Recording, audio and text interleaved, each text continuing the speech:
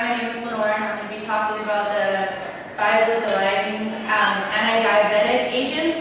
So what these do, they work with your adipose tissue and your muscle tissue. So I don't really have to explain the type 2 diabetes because Homie and Vision did that for you, but what I am going to tell you is that type 2 is characterized in the ability of most cells that are not going to respond to your normal insulin that's in your body, so they become the insulin resistant. And it's either because of the poor glucose output and the decrease of the beta cell function, as Homie has said. It's generally slow in onset and may require insulin, like Vision said, of the sulfonylurea therapy to correct a hyperglycemia. So with my medication, the TAAs, they enhance the insulin action, thus promoting the glucose to be utilized in the peripheral tissues, which is going to be your adipose and your muscle tissue. They're also known as insulin synthesizers, and these drugs improve the sensitivity to the insulin in the muscle and fat tissue and inhibit the glycogenesis, like Vision had explained what that does.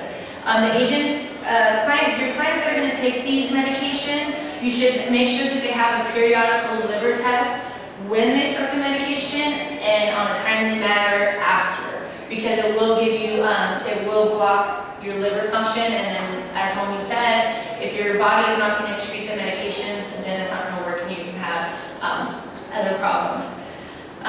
Emphasize the report of the signs and symptoms of unexplained nausea, vomiting, abdominal pain, fatigue, anorexia, dark urine. These are also going to be your nursing interventions. And advise women of childbearing age that they need to use adequate contraceptives, because what it does to the body is it blocks the contraceptive from working. You're going to monitor your weight gain and your edema. Like Vision said, a lot of these drugs you're going to gain weight, and you can also gain edema, which is swelling in your body parts of just excess fluid. You're also going to, your major side effects of these drugs are fluid retention, weight gain, and your CFH, which is your congestive heart failure.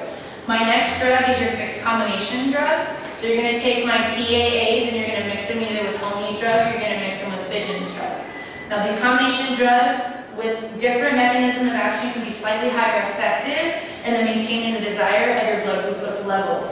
With these drugs, you're going to start at a low dose and you're going to increase 1 to 2 weeks at a time until the desired blood glucose level is reached. With your, now the choice of the medication depends on your client. These drugs are based on cost, so it's based on cost and the ability to manage multiple medications.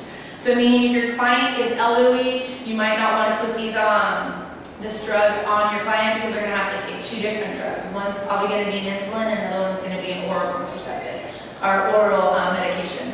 So you're just going to have to make sure about their age and the responsibility to the drug, and how they're going to respond. If they're not responding and their glucose levels after a month are not being reached and not being maintained, then you're going to have to switch the medication.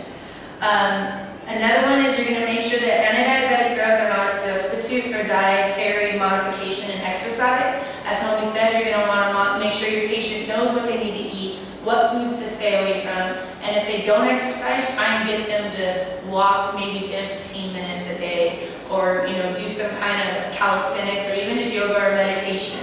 You're going to teach your client about the need for continuing diet restrictions and regular exercise. About 15% of your clients taking these drugs are going to have weight gain, so you need to prepare them for that, so that way it's not just an automatic shock that they're gaining all this weight and water retention. Ensure that these clients are instructing about following a low sodium diet. Make sure they stay away from salty foods. Make sure they try and stay away from the caffeine and the cokes, anything that has a high sodium, because then again you're going to retain water, you're going to get edema, and then you're going to have your weight gain. Thank you.